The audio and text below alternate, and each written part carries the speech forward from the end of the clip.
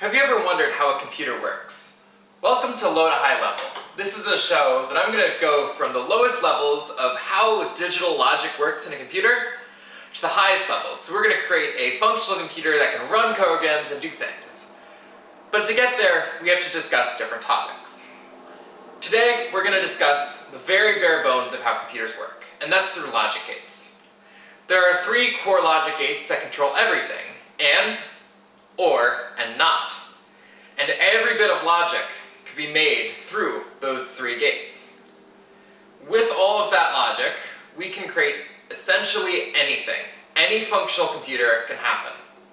So today, we're going to make those and, not, and or gates, as well as a few other useful gates that are similar and can be built out of such gates. So let's go! Alright, so this is a digital logic simulator created by Sebastian Log, a YouTuber. So let's create a new project. So we'll create a computer. So we have two gates here by default.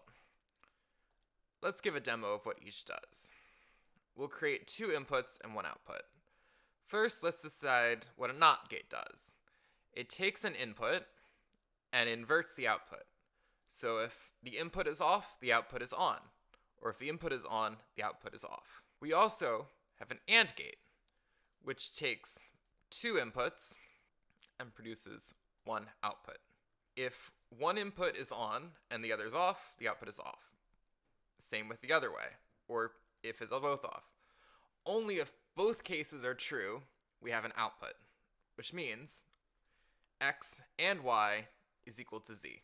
We have this fancy term in computing called DeMorgan's law, which means that not x and y is the same as not x or not y. So what we can do is take a few NOT gates and pass that in as our inputs. We have a new gate.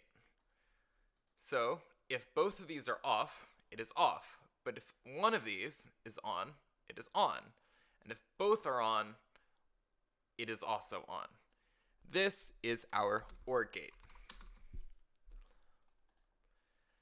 And each of these gates have different types of permutations. So we'll create a new chip. For example, we have a NAND gate, which is similar to an AND gate, except there is a not on the end. So not and x and y is that, whereas that is not. So we'll save this and call this NAND. There is also a similar case for OR, which, as we mentioned earlier, is NOR. So if neither of these are the case, then it is on. If either OR is on, or both, it is off. That is our NOR gate. There is only one other case that is slightly different, and that is the exclusive OR, which, similar to an OR, our cases are true in the original case of this case or this case, but if they are both true, then it is false. So if they're both true, so either that's true, that's true, if both of these are true,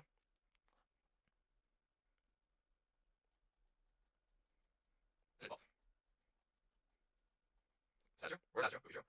So last week, this is 5, or and, so that's true, it's false. This is, so it's this or this, but not and.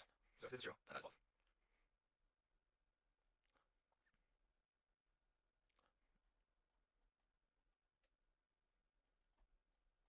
So those two cases are that.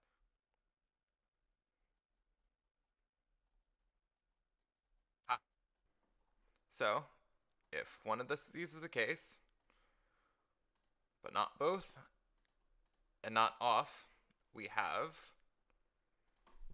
an exclusive OR. Similar to our NOR cases, we have something similar to that. We also have an XNOR, which means that we can save with an XNOR. And these are our basic logic gates. As you have seen, we've created 6 different logic gates that allows us to make a bunch of things. From here we can do a lot of different things, but my plan is to start building a computer. So, in the next few episodes, we're going to be building upon these and creating what is functionally a computer. We're going to build an ALU and eventually get into a CPU and memory. So, I hope to see you next time. Bye!